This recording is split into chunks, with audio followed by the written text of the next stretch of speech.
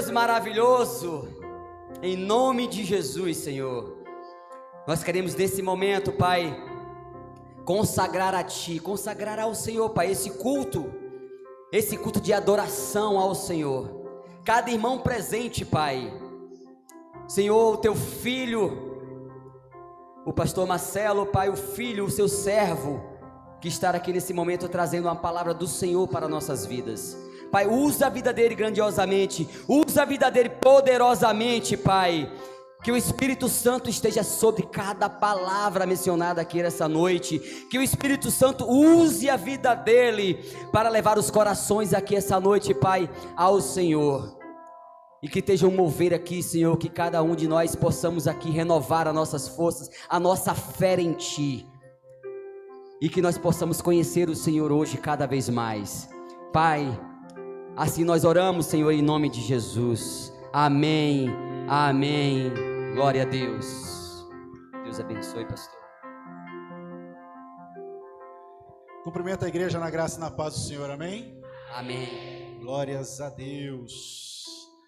Amados, primeiro sempre agradecendo, pela graça do Senhor sobre a minha vida, porque estar aqui é sempre o ato de servir, e servir é colocar o nosso amor em ação, amém? Agradecer ao casal lindo que eu conheci, o Binho e a Juliana, por ter nos recebido com tanto carinho, tanto amor. Muito obrigado por essa recepção calorosa, em todos os sentidos. Conheci alguns irmãos lá, estivemos reunidos hoje numa chácara, Foi muito bom. Não foi muito bom, não foi maravilhoso, amém? Que bom estarmos aqui, e o motivo de estarmos aqui, amados, é sempre aprender um pouco mais sobre quem nós estamos servindo. E o nosso Jesus é maravilhoso.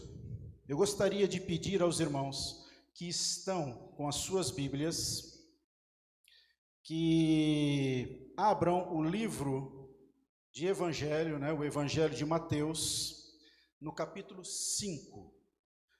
Amados, aqui, nesse capítulo, Jesus, ele, como sempre, ele é o mestre, e ele está ensinando. E nós estamos aqui para aprender, e aprender do mestre. Isso é o mais importante. Todos aqui são bem-aventurados? Amém? E nós somos bem-aventurados, amados, pela graça do nosso Senhor. Vamos ler a palavra, e eu gostaria muito de que nós tirássemos esse tempo, justamente para colocar em nossos corações esta palavra. Bem-aventurados. A palavra do Senhor em Mateus diz assim no capítulo 5, gostaria que os irmãos acompanhassem. Certo dia, quando Jesus viu as multidões se ajuntavam, subiu à encosta do monte e ali sentou-se. Seus discípulos se reuniram ao redor e ele começou a ensiná-los. Aqui é o primeiro passo, amados. Jesus estava sem pressa, sabe por quê? Porque quem se assenta não tem pressa. Só quem tem pressa é quem está andando com pressa, não quer se sentar. O nosso Jesus parou calmamente, sentou e nos ensinou. E é assim que nós estamos. Jesus está aqui, amados. Amém? Nós estamos assentados, ouvindo a palavra do Senhor. Eu somente, pela graça e misericórdia do Senhor, sou o canal da bênção. Então vamos orar, só fechem seus olhos. Senhor nosso Deus, nosso Pai, te peço, Senhor, que o Senhor cuide o meu coração. Papai, eu não tenho nada a oferecer, mas tudo vem do Senhor. Pai, que eu seja esse vaso de honra. É um privilégio, Senhor, um privilégio de estarmos aqui, de estar sendo usado pelo Senhor, ministrado pelo Teu Espírito Santo, que ministra a palavra à Tua igreja, porque esta igreja é a igreja que Te ama, Papai, e nós estamos aqui, olhando para o Senhor, para aprender um pouco mais do Senhor. Nós Te louvamos e nós Te adoramos, em nome de Jesus. Amém, igreja? Amados, o Sermão do Monte é o maior sermão pregado pelo maior pregador que nós já vimos, ouvimos, e ele ainda continuará falando com nós. Então, nós somos privilegiados. Jesus é a palavra encarnada, amém? Ele é a própria palavra. Quem vela por esta palavra é o próprio Jesus. Então, as bem-aventuranças, vamos lá. Agora nós vamos entrar no caminho. Amados, quando nós vamos viajar de avião, nós colocamos o cinto, não é verdade? Para que nós possamos estar seguros. Eu peço que vocês coloquem esse cinto de segurança. Sabe por quê, amados? Porque o inimigo vai querer tirar a atenção de cada um de vocês. E nós queremos estar atento à palavra do Senhor. Amém? Diz assim a palavra do Senhor. Obrigado. Mateus capítulo 5, no versículo 3. Algumas versões diz assim, felizes, e algumas versões, bem-aventurados. Mas todos nós somos bem-aventurados e felizes por causa de Jesus.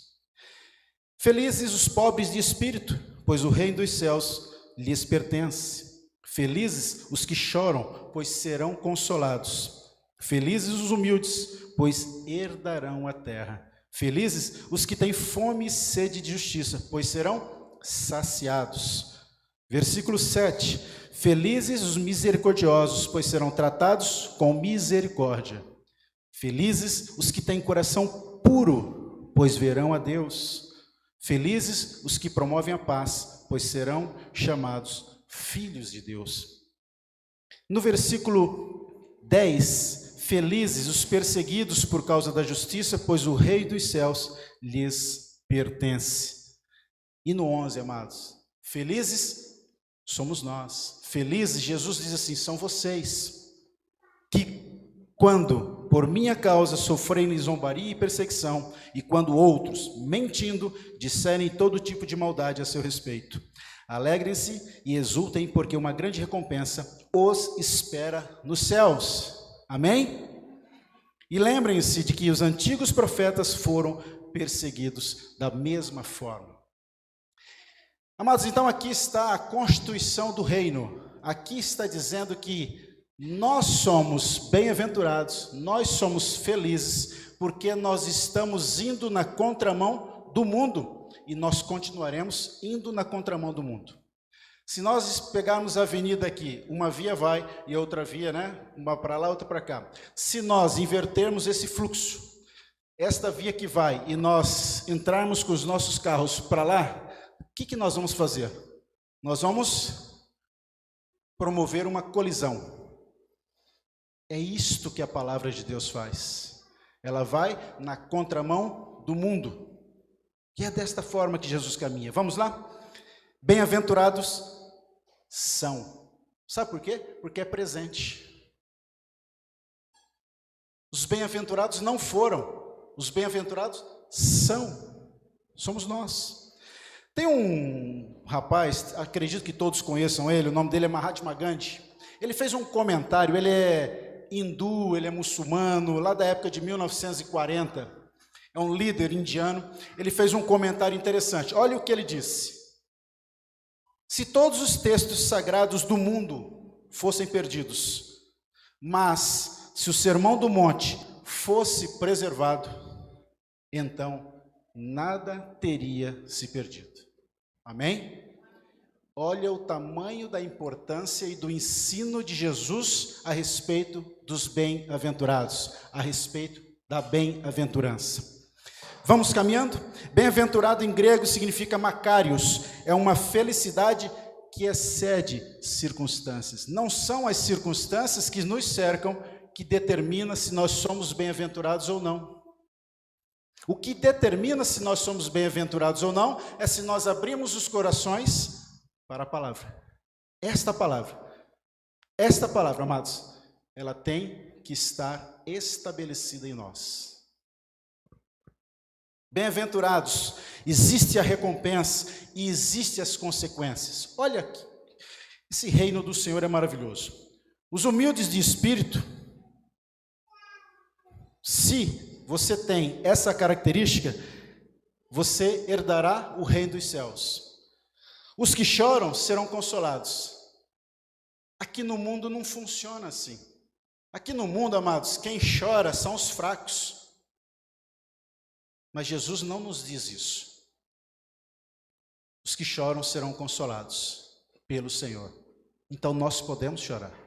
Nós podemos chorar, porque quem chora é bem-aventurado. Os mansos herdarão a terra. Olha só, vai ser manso num mundo desse, num mundo cruel. Sermos manso nesse mundo é sermos fracos. Mas a palavra do Senhor não nos diz isso. E eu vou falar só para vocês. Eu prefiro a palavra. Eu vou pela palavra. Tem fome e sede de justiça, serão fartos. Limpos de coração, verão a Deus. Olha aqui, olha a consequência, amados. Olha a consequência disso. Olha o que nós temos. Lá em 2 Coríntios diz assim, 2 Coríntios 4,17: pois as nossas aflições leves e passageiras. Qual é a aflição que você está tendo hoje? O Senhor diz que ela é leve e passageira. Ah, pastor, mas não é isso que eu estou sentindo. Você não conhece a minha história. Continua sendo leve e passageira. Sabe por quê? Porque é a verdade de Jesus para você. É a verdade de Jesus para mim. Isso não quer dizer que nós não vamos lutar com as nossas aflições, mas ela continua sendo leve e passageira. Amém? Nós, como seres humanos que somos, nós não temos nenhuma força moral para vivermos a bem-aventurança de Jesus sem Ele. Nós não temos, amados. Nós só somos fortes no Senhor. É só aí que nós somos fortes. Porque quem nos ensina isso é o próprio Jesus. A pirâmide aqui, ela é invertida. A pirâmide do reino, amados, é invertida com a do mundo. Na ética do mundo, o casamento está cada vez mais desvalorizado. O divórcio está se tornando robusto. Isso é o que o mundo está valorizando. Na ética do mundo, o sexo se tornou banal. Os jovens conversam assim: estou ficando. Isto não combina com o reino de Jesus.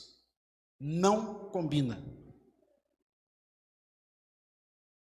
Os homens são aplaudidos, amados, por aquilo que demonstram ser, e não por aquilo que são. O mundo valoriza o ter. Nós cristãos devemos valorizar o ser. Antes de ser pastor, eu já sirvo.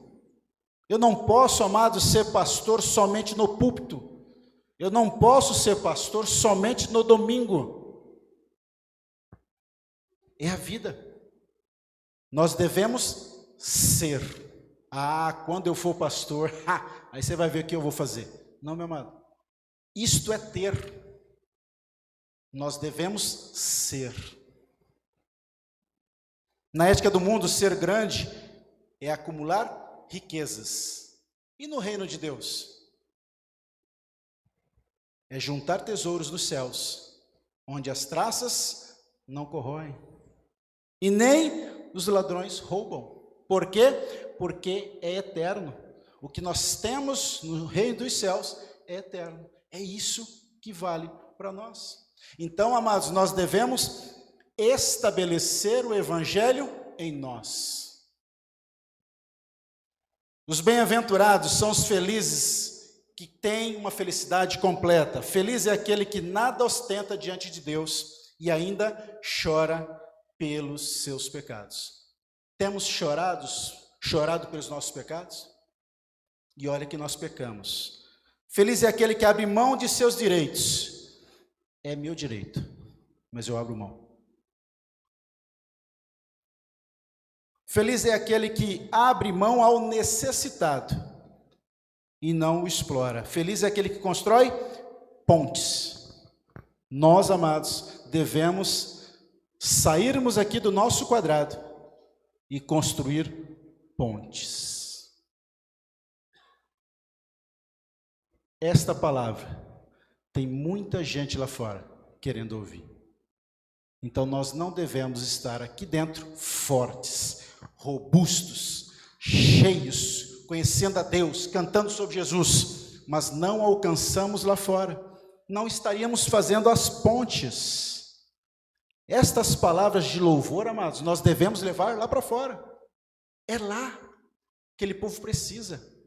Nós precisamos, mas nós não vamos buscá-los até que nós sejamos perfeitos. Não é isso, porque nós estamos no caminho, e é nesse caminho que nós temos que resgatar almas do inferno. Estas almas só poderão vir se houver pontes. Amém, igreja? Glórias a Deus, Deus é poderoso e maravilhoso, amém? As bem-aventuranças, elas apontam para 4 tipos de relacionamento. Uma relação comigo mesmo, uma relação com o pecado, uma relação com Deus e uma relação com o mundo. Esta bem-aventurança nos leva a esses 4 relacionamentos. A primeira bem-aventurança fala sobre quem? Versículo 3, sobre os pobres de espírito. Amados, pobre de espírito não tem nenhuma relação com a questão de poder. Ah, mas eu moro numa casinha. Não é sobre isso. Pobre de espírito é dizer assim: eu não sou nada sem Jesus. João diz que ele cresça e que eu diminua. Poxa, mas se eu sou feito a minha formação, a feitura de Jesus, a feitura de Deus, por que eu sou menor? Mas é para que o meu coração esteja vazio, para que seja preenchido com o Espírito Santo. Pobres de espírito, amados, estes reinarão nos céus. Amém? A expressão pobre de espírito, ela vem justamente sobre aqueles que reconhecem suas fraquezas e suas necessidades. Mas vamos cuidar, nem sempre estaremos necessitados. Você encontra o irmão? Vamos? Estou precisando. Vamos? Não deu certo ainda. Meu irmão, é no caminho. A religião de Jesus era o caminho, então nós continuamos no caminho. Falta muita coisa, amados, para nós, mas nós não podemos parar no caminho. Se cairmos, que nós possamos cair no caminho, não nos desviando dele. Quando Jesus falar em pobre de espírito, ele fala sobre a pessoa que reconhece que lhe falta algo, no sentido espiritual. Sempre. Pobre de espírito na Bíblia, falando sobre a necessidade espiritual de cada um de nós. E nós temos muitas necessidades espirituais. Romanos 14, 17 fala assim: pois o reino de Deus não diz respeito ao que comemos ou bebemos, mas a uma vida de justiça, paz e alegria no Espírito Santo. Então, se não for pelo Espírito Santo, não somos nada. Por quê? Atos 1:8, quando o Espírito Santo desceu, o que ele nos deu? Poder. Mas para que esse poder? Tudo que vem de Jesus há um propósito.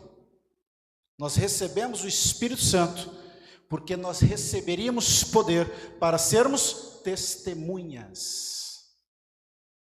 Aonde? Aqui no bairro, na cidade, no estado, no Brasil e nos confins da terra. Nós temos um missionário, né? Venezuela, você citou ali sobre confins, né? É lá. Você não encontrou confins da terra? Continue fazendo, ide. Ah, pastor, mas eu não sei onde que é Samaria, Jerusalém. Confins da terra? Chegou? Não. Então continue fazendo ide. Amém? Continuamos fazendo ide. Esta é a palavra do Senhor. João 3,30, é necessário que ele cresça e que eu diminua. Isso é lindo, amados. Isso é muito profundo. Como nós vamos diminuir? Negando a nós mesmos. Você já se negou? Negue a si mesmo e siga Jesus. Esse negar é dizer assim: o meu coração está vazio, para que eu seja preenchido com o Espírito Santo de Deus. É isso que nós precisamos, amados. Os bem-aventurados somos nós que estamos aqui, amém? Só por estarmos aqui, nós já recebemos graça e a misericórdia do Senhor. Nós estamos sendo o quê? Nós temos poder do Espírito Santo para sermos testemunha. Cada um aqui tem uma história, meu amado. Cada um de um irmão aqui tem uma história a falar, a citar. Mas eu tenho certeza que Jesus está no centro dessa história. A segunda bem-aventurança. Bem-aventurados que choram, pois serão consolados. Quem é o consolador? O Espírito Santo. Converse com Ele, chame Ele, peça. Senhor, tenho dificuldades. Senhor, esteja comigo. Senhor, sou fraco. Senhor, sou dependente de Ti para fazer o ID. Geração ID. Os nossos jovens. Vocês sabiam que os jovens não são o futuro da igreja? Não são. Os jovens são presentes. Isso é um presente que nós recebemos, amados. Cada jovem desse bonito fazendo. Eu preciso de um rapaz desse bonito chegando na casa de um cidadão e falando: Jesus te ama e eu também. É isso, cara, é isso, é isso. A palavra grega traduzida por chorar é pentel, também traz a ideia de lamento, de lamentar. Lamentar pelo quê? O que nós vamos lamentar, amados? Não é só sobre o lamento, é sobre o arrependimento. Porque arrependimento traz mudança de vida. Arrependimento traz mudança de comportamento, traz mudança de caráter. Arrependimento é algo que te machuca. Estou arrependido. Porque arrependimento não é desculpa. Arrependimento é mudança de rota. Jesus nos diz que felizes são os que olham para a sua própria vida e lamentam e choram pelos resultados que o pecado tem produzido nelas, ofendendo o nosso Deus. O que nós fazemos e que ofende o nosso Deus é um comportamento moral. Devemos chorar por isso. Há uma passagem em Neemias que Esdras faz a explanação do Velho Testamento, porque era a Torá na época. O povo chorava. É linda aquela passagem. É profunda aquela passagem. O povo chorava. Nem todos os que choram serão consolados. Pastor, acabou de falar que seriam. Não é verdade? Acabou de falar que seriam. Mas há choros que não estão conectados com Deus. Vamos ao exemplo? 2 Samuel 13:2. O filho de Davi, Aminon, atacou a sua irmã Tamar. Essa passagem é porque Davi tinha 20 filhos, Aminon se apaixonou pela irmã. O que Aminon fez? Chorou. Não era o choro de arrependimento. Este choro não será consolado. Por quê? Este choro não tem conexão com Deus. Este choro não fala de choro de arrependimento. A história, para resumir, Aminon atacou a sua irmã. E a sua irmã, após aquele ataque, ela morreu espiritualmente. Depois, se vocês quiserem ler, por favor, 2 Samuel 13:2. Um outro choro que não tinha nenhum consolo foi o choro de Judas. Um outro choro que não teve consolo foi o choro de Caim. Tem choro que não tem arrependimento. Essa palavra de consolar, ela está conectada diretamente com o Espírito Santo. Paracaleo, Paracleto, então tudo relacionado ao Espírito Santo. A mesma palavra que nos traz o sentido de encorajamento.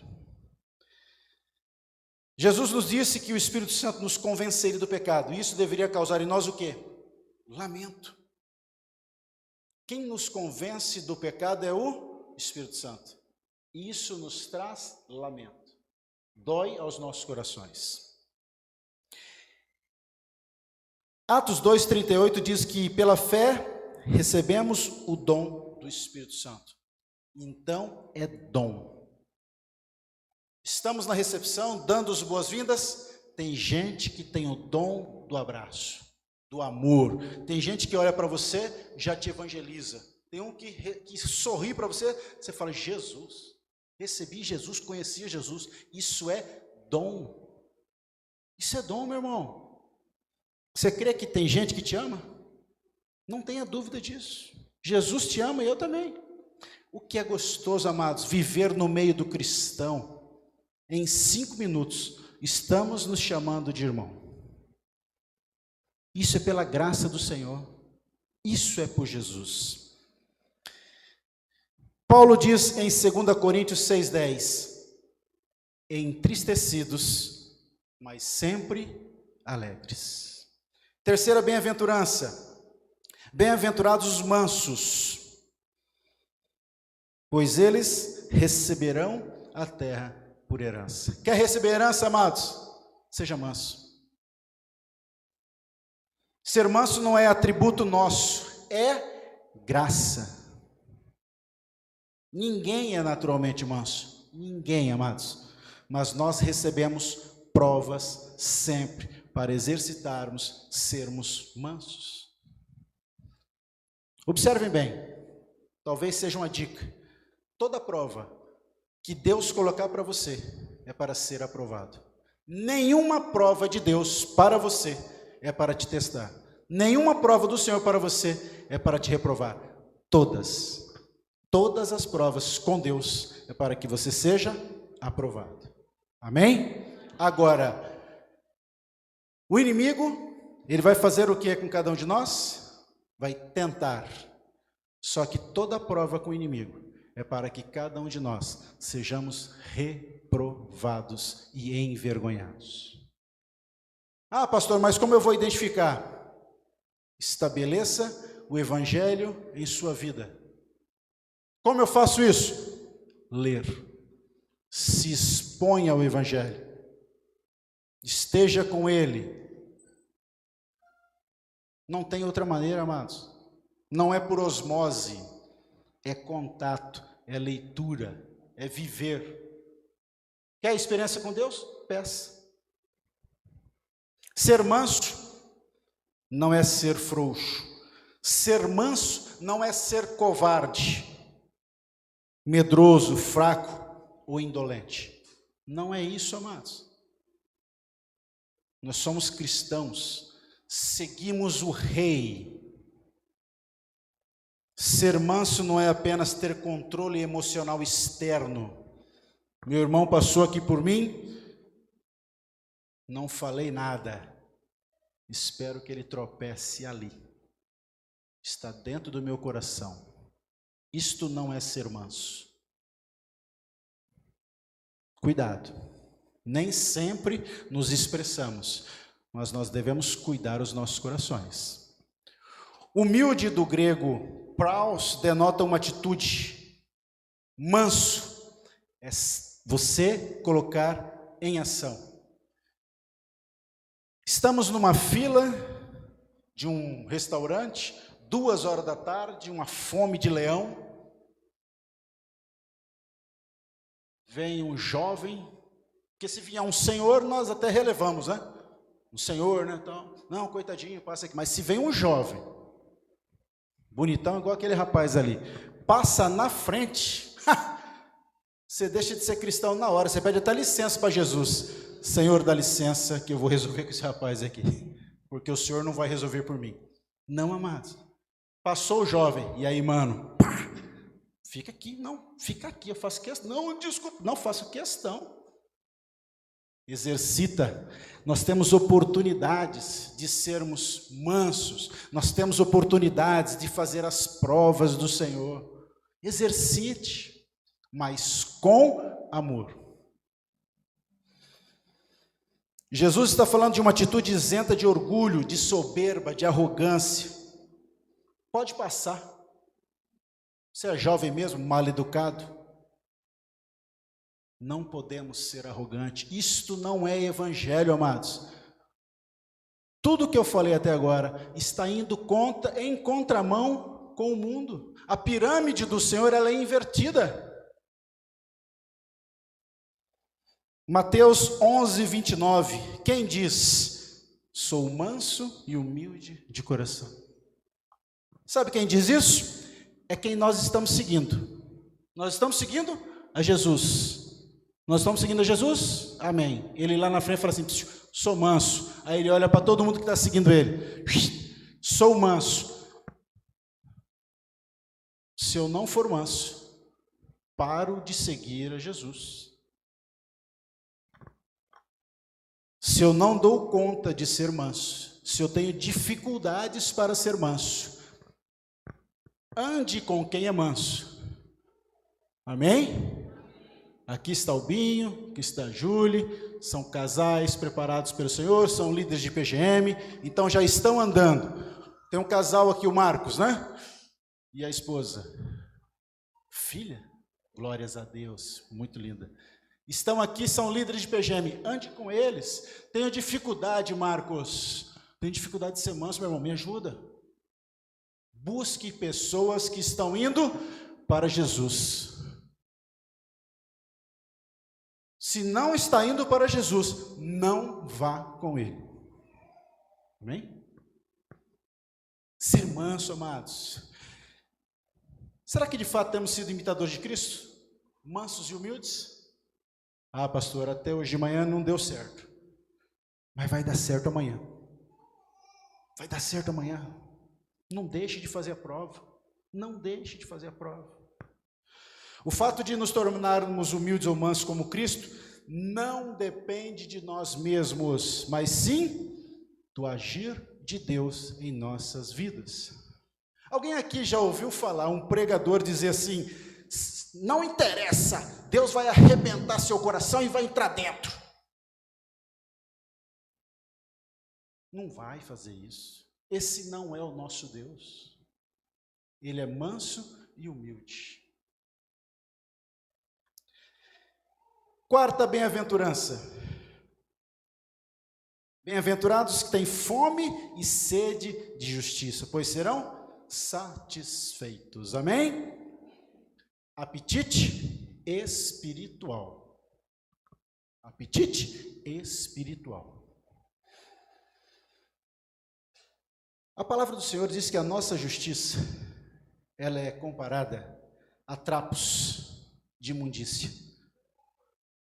Trapos de imundícia, sabe o que conta a história?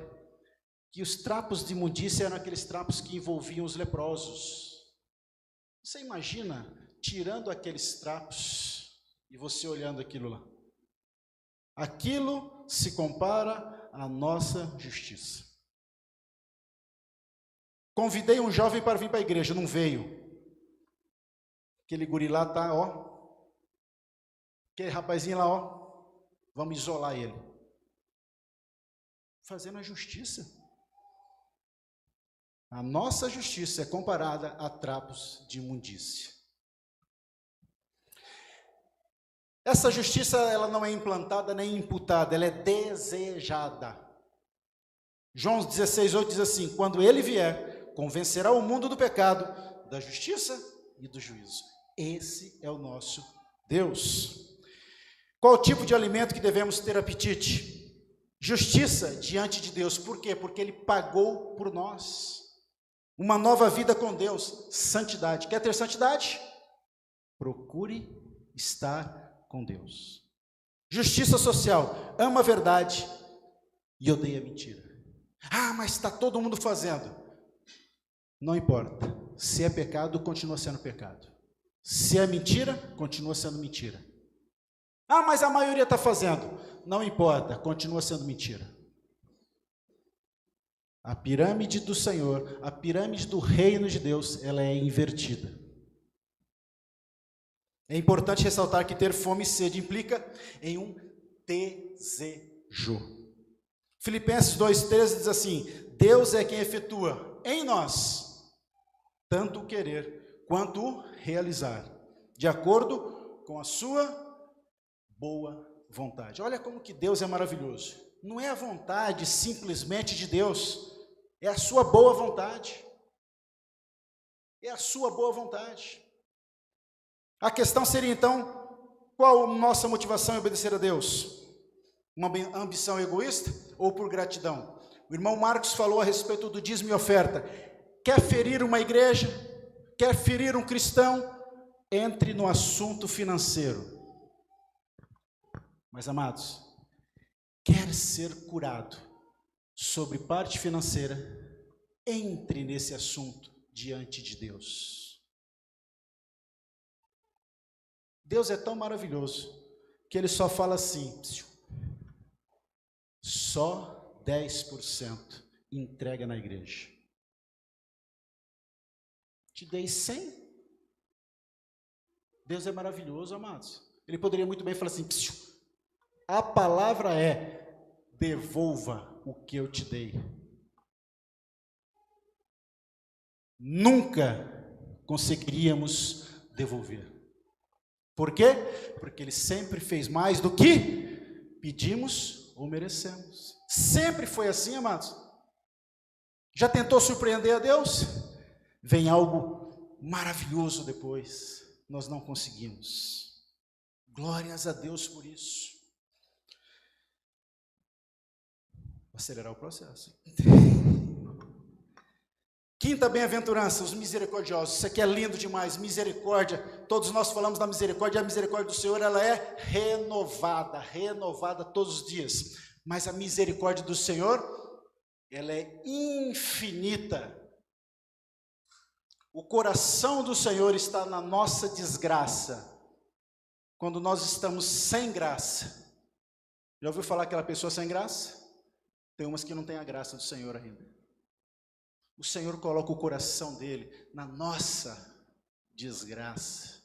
Essa é a misericórdia, de nós colocarmos o nosso coração na dor do outro.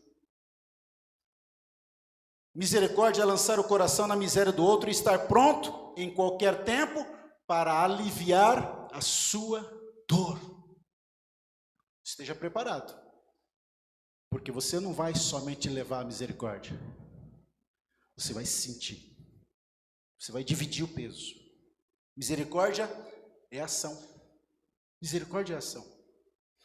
Ela é exercida principalmente em relação a um ofensor. O que Jesus nos ensina é que obteremos exatamente aquilo que praticamos, seja dos homens ou de Deus.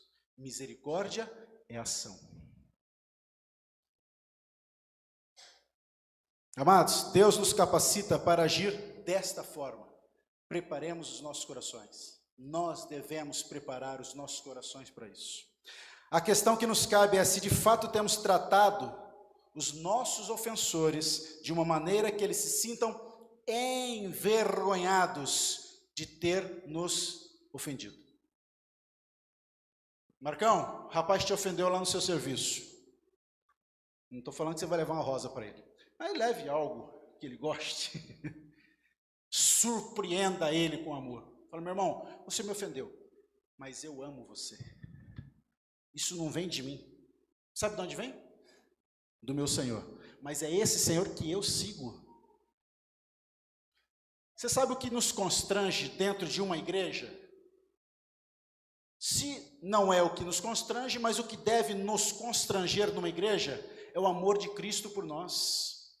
É isso que tem que nos constranger. Se chegar aqui e falar, rapaz, vou louvar ao Senhor. Tudo dele, tudo para ele, tudo eu faço. Esse amor de Deus tem que nos constranger, tem que nos tirar dessa zona de conforto, colocar o nosso amor em ação. É isso, é isso. Romanos 12, 20 e 21 diz assim, se o seu inimigo tiver fome, dele de comer. Se tiver sede, dele de beber. Fazendo isso, você amontoará brasas vivas sobre a cabeça dele. Havia uma tradição grega de que esta questão de colocar a brasa viva sobre a cabeça é para que criasse um rubor, uma vergonha. Né? Quando fala assim, você ficou vermelho porque eu te falei isso? É mais ou menos esse rubor. Então, essa brasa trazia este rubor ao cidadão, demonstrava vergonha. Sexta bem-aventurança. Bem-aventurados, lá do versículo 8. Bem-aventurados os limpos de coração, porque verão a Deus. Quer ver a Deus? Quer ver a glória do Senhor? Se nós estivermos em santidade. Mas como nós podemos estar em santidade? Só pela graça do Senhor. Só se Deus atuar no teu coração. As bem-aventuranças, amados, na Escritura significa o assento do intelecto. É onde nós temos racionalidade. Jesus está dizendo que o que tem na mente pura é que verão a Deus. Então assim, a nossa mente, ela tem que ter pureza. Cuidado com a nossa mente. Com o que nós estamos olhando, o que nós estamos vendo, o que nós estamos alimentando. Os nossos olhos são a janela da alma. Nossa alma é insaciável. Não brinque com a nossa alma. Nossa alma é insaciável. A expressão ver a Deus significa ter um relacionamento com Ele. Como nós podemos ter um relacionamento com Deus? Oração, leitura da palavra, comunhão, igreja, PGM, estarmos próximos de pessoas que nos levam a Jesus. Provérbios 4:23 diz assim: sobre tudo o que se deve guardar, guarda o teu coração, porque dele procedem as fontes de vida. Fonte, tudo nasce ali. Porque a nossa boca fala do que o coração está cheio, porque ela é uma fonte. Fonte é onde nasce tudo, não é? Equipamento, tem uma fonte aí de energia, não tem? Se nós tirarmos essa fonte, desliga tudo, não é isso? Então a fonte está ali. Se o meu coração é a fonte, eu tenho que cuidar o que eu tenho na fonte. 1 João 1,9 diz assim: se confessarmos os nossos pecados, Ele é fiel e justo para perdoar os nossos pecados e nos purificar de toda injustiça. Ele vai limpar os nossos corações. Vamos estabelecer o Evangelho em nossos corações. Sétima bem-aventurança, lá no versículo 9, diz que bem-aventurados os pacificadores, pois serão chamados filhos de Deus. Quem não promove a paz não é filho de Deus. Assim diz a palavra. É nela que eu creio. Os pacificadores serão chamados filhos de Deus. O vizinho taca a pedra no outro. Aí você assim: ô vizinho, ele tacou a manga. Aí o outro: ô vizinho, ele jogou a jaca. Aí você está ali, ó, promovendo a guerra. Se eles estão em guerra e nós somos promotores da paz, o que nós devemos fazer? Nos levantar e promover a paz. Por quê? Somos filhos. Somos chamados a promover a paz entre os homens. Romanos 12:18. Se possível, olha que Deus maravilhoso. Ah, Jesus. Meu irmãozão, se possível, o que depender de você, tenha paz com todos. Se possível. Deus é maravilhoso. Meu irmãozão, se possível, o que depender de você, tenha paz com todos. Não é paz com o irmãozinho, paz com aquele ali, que aquele é bonitinho, pá, né, um cara legal, canta bem. Com todos, se possível. Esse é o nosso Deus, nos ensina desta forma. Efésios 6,15. Calçai os pés com a preparação do Evangelho da paz.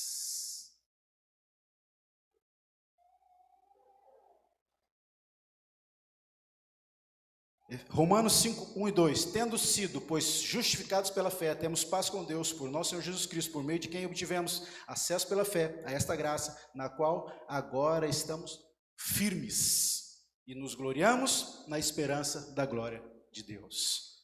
É esse o nosso Deus, amados. Isto é ser bem-aventurado. Isto é ser bem-aventurado. No versículo 10 e 11, fala sobre os perseguidos. Esta bem-aventurança dos perseguidos. Nós não conseguimos identificar hoje a respeito desta questão de sermos perseguidos, né? Eu sou perseguido, no meu trabalho eu falei que eu sou cristão, não estou sendo promovido. Não vejo relatos. Só que não é só perseguição física ou de algo para promoção.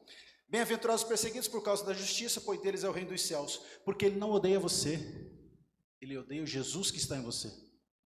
Ele odeia quem você está seguindo. Por quê? Porque você se comporta, porque você sabe falar, porque você é manso, porque você é humilde, porque você chora. Como podemos ser chamados felizes diante de um quadro desse? Qual é o quadro que nós temos hoje? Guerra.